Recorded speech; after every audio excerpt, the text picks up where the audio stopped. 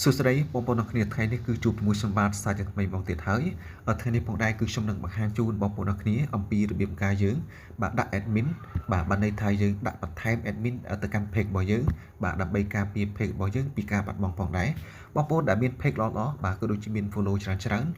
បងប្អូនគួរតែដាក់បាទ admin ឲ្យបានច្រើនផងដែរដើម្បីទ្រទ្រង់នៃ page របស់យើងបាទពីការបាត់បង់ផងដែរ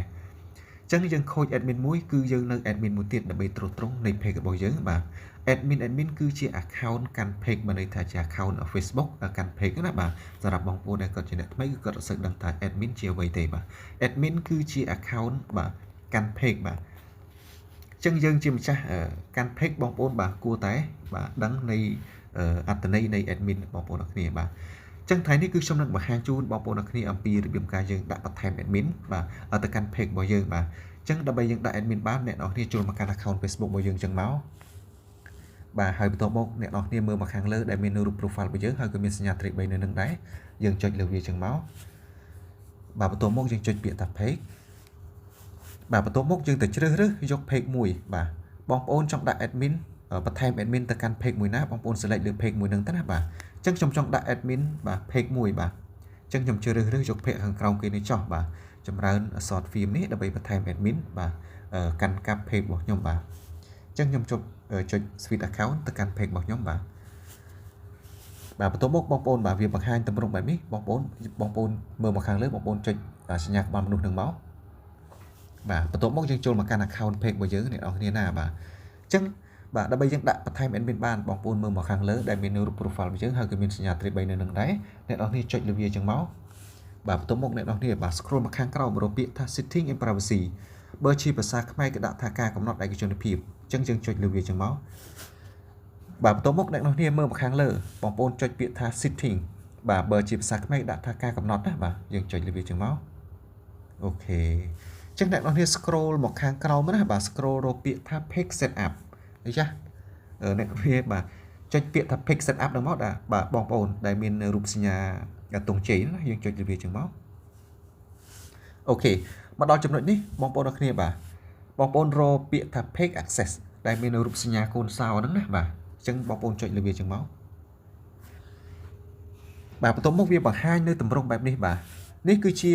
admin កាន់ page របស់ខ្ញុំបាទគឺ page របស់ខ្ញុំគឺមាន admin តែមួយទេអញ្ចឹងខ្ញុំចង់ដាក់បន្ថែម admin មួយទៀតដើម្បីឲ្យមាន admin 2ដើម្បីទ្រទ្រង់ page របស់ខ្ញុំណាបាទដើម្បីការពារក្រៃលោ admin account កាន់ page របស់ខ្ញុំមួយណាវាខូចទៅវានៅ admin មួយទៀតដើម្បីទ្រទ្រង់ page មួយហ្នឹងណាបាទអញ្ចឹងដើម្បីយើងដាក់បានអ្នកនរគ្នាមើលមកខាងលើគេដាក់ថា add new នេះអ្នកនរគ្នាចុចលើវាចឹងមកបាទបន្ទាប់មកវាបង្ហាញទម្រង់បែបនេះបាទបងប្អូនមើលមកខាងក្រោមបងប្អូនចុចពាក្យថា nick នឹងមកអូខេហើយបន្ទាប់មកបងប្អូនបាទមើលមកខាងលើបងប្អូនចុចកន្លែង search ហ្នឹងណាបាទ search ឈ្មោះ account page ឬក៏ account admin ណាដែលបងប្អូនចង់ដាក់បន្ថែមនៅក្នុង page របស់យើងណាបាទបើន័យថាជា account Facebook ដែលបងប្អូនចង់ add បញ្ចូលកាន់កាប់ឬក៏ទ្រទ្រង់នៃ page របស់យើងអញ្ចឹងខ្ញុំចង់ដាក់account page របស់ខ្ញុំមួយaccount Facebook របស់ខ្ញុំមួយគឺដាក់នឹងហ្មងទៅបាទបាទអញ្ចឹងខ្ញុំចុចលើវាអូខេបាទបន្ទាប់មកអ្នកនរគ្នាបាទមើលមកខាងក្រោមណាបាទវាបង្ហាញទម្រង់អ្នកនរគ្នាមើលមកខាងក្រោមសិនគេដាក់ថា allow this person to also have a full control បើន័យថាការអនុញ្ញាតឲ្យបុគ្គលម្នាក់នេះបាទចូលមកគ្រប់គ្រងនៃ page របស់យើងណាបាទអញ្ចឹងបងប្អូនចុចគ្រីសណាបាទនេះកន្លែងបងប្អូនមើលមកខាងស្ដាំដៃហ្នឹងដែលមានសញ្ញាពណ៌សហ្នឹងអ្នកនរគ្នាចុចគ្រីសវាចឹងណាបាទបើសិនជាបងប្អូនអត់ចុចគ្រីសទេវាយើងអត់អាច add admin ចូលបានទេណាបាទយើងចុចគ្រីសមកបាទចុចគ្រីសឲ្យឡើងពណ៌ខៀវចឹងវាជាការស្រេចណាបាទហើយបន្ទាប់មកបងប្អូនចុចពាក្យថា give access យើងចុចមកចឹងបងប្អូនរងសម្រាប់កម្មតិចបាទមកដល់កន្លែងនេះគេឲ្យយើងដាក់គេឲ្យយើងបំពេញនៃលេខកូដសម្ងាត់ account Facebook របស់យើងណា account Facebook នោះគឺជា account បាទគោលដែលជា account ដំបូងគេអស់ដែលកាន់កាប់ page ហ្នឹងណាបាទមិនមែនជា account ដែលយើងទៅតែ add ចូលនឹងទេបាទគឺជាលេខកូដសម្ងាត់ account កាន់ page មុនគេបង្អស់បាទបើន័យថាជា account Facebook ដែលយើងបង្កើត page មុនគេបង្អស់ណាបាទអញ្ចឹងយើងយកលេខកូដហ្នឹងមកវាយកន្លែងកន្លោនហ្នឹងមកដើម្បីយើងបាទបញ្ជាក់ជូនទៅក្រុមហ៊ុន Facebook ផងដែរអញ្ចឹងខ្ញុំវាយហើយបាទ បងប្អូនបើសិនតែបងប្អូនអត់ចាំលេខកូដសម្ងាត់ទេគឺយើងអត់អាច add ចូលបានដែរអ្នកនរគ្នាណាបាទសំខាន់ផុត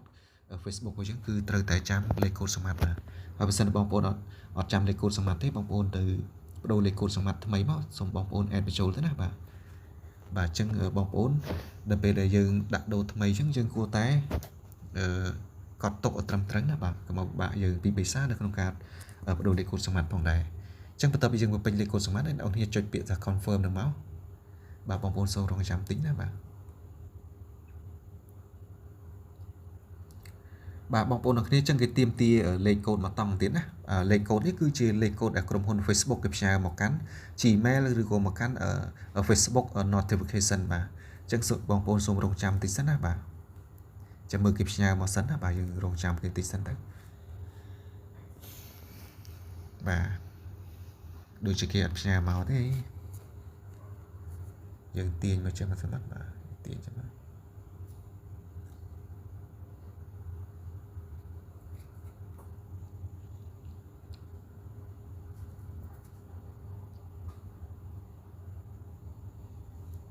ចឹងបងប្អូនអ្នកគ្នាគេអត់ទាន់ផ្ញើមកទេណាបាទ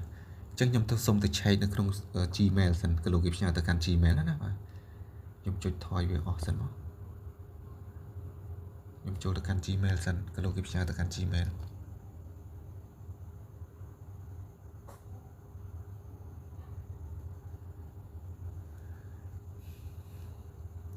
Gmail ក៏គេអត់ទាន់ផ្ញើមកនៅក្នុង Gmail អត់ឃើញផ្ញើមកដែរអញ្ចឹងបងប្អូនអ្នកគ្នាបាទអញ្ចឹងបងប្អូនអ្នកគ្នាបាទក្រុមហ៊ុន Facebook គេអត់ទាន់ផ្ញើលេខកូដមកទេអញ្ចឹងយើងធ្វើវិធីនេះបាទបងប្អូនអ្នកគ្នាបើសិនគេផ្ញើមកបងប្អូនបំពេញកន្លែងហ្នឹងទៅណាបាទហើយបើសិនគេអត់ទាន់ផ្ញើមកទេបងប្អូនបាទមើលមកកន្លែងខាងក្រោមនេះគេដាក់ថា try another away យើងចុចវាចឹងមកបាទបន្ទាប់មកបងប្អូនអ្នកគ្នាបាទបងប្អូនចុចលើបងប្អូនចុចពាក្យថា see more option ហ្នឹងណាបាទយើងចុចចឹងមកហើយយើងឲ្យគេផ្ញើទៅmessage messenger ណាបាទជាមួយគេផ្ញើទៅអត់យើងបងប្អូនចុចពាក្យថា text message នៅមកខាងក្រោមគេណាបាទហើយយើងចុច continue ជាមួយគេផ្ញើទៅឲ្យយើងអត់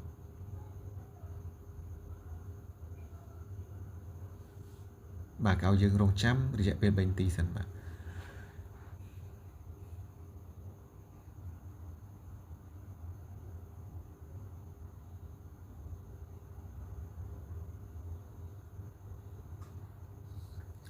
អូខេបងប្អូនអ្នកគ្នាគេផ្ញើមកកាន់ message របស់យើងណាបាទគេផ្ញើមកមិញអ្នកគ្នាណាបាទអញ្ចឹងយើងចូលមកកាន់ message របស់យើងចឹងមក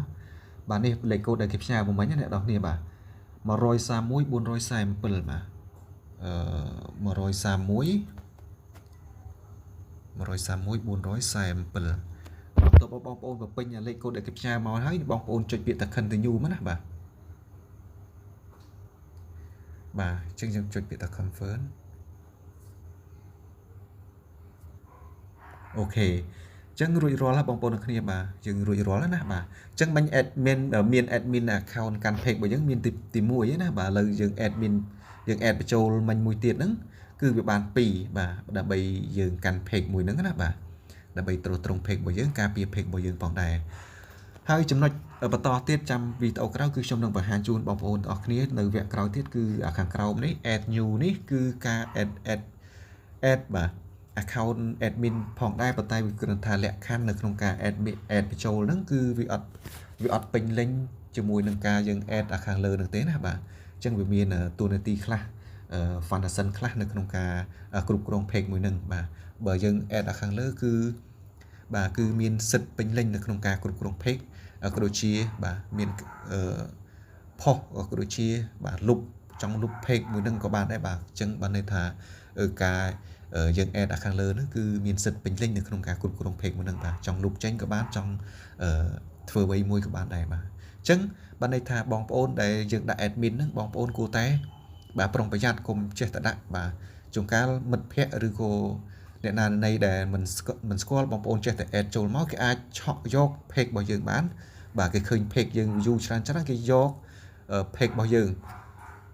បាទទៅដូរ profile ទៅដូរបាទlocation ឲ្យផ្សេងទៅដូរព័ត៌មានផ្សេងគេយក page នឹងទៅបាត់បាទអញ្ចឹងបងប្អូនគួរតែប្រុងប្រយ័ត្នបើសិនបងប្អូនដាក់គឺដាក់ជាប្រពន្ធជាបងប្អូនឲ្យផ្សេងទៅណាបាទក៏ដូចជាគេថាបើមិត្តចិត្តស្និទ្ធខ្លាំងមែនតើណាបាទដែលយើងទុកចិត្តបានសូមយើងដាក់បាទ បាទអញ្ចឹងវីដេអូរបស់ខ្ញុំគឺមានតែប៉ុណ្្នឹងទេបងប្អូនអរគ្នាចាំវគ្គក្រោយគឺខ្ញុំនឹងបង្ហាញជូនបងប្អូនអរគ្នាបន្ថែមទៀតអំពីរបៀបនៃការយើងតាក់ទងទៅនឹងព័ត៌មាន Facebook ផ្សេងៗទៀតនៅក្នុងការអាប់ដេតណាបាទអញ្ចឹងសូមអរគុណបាទ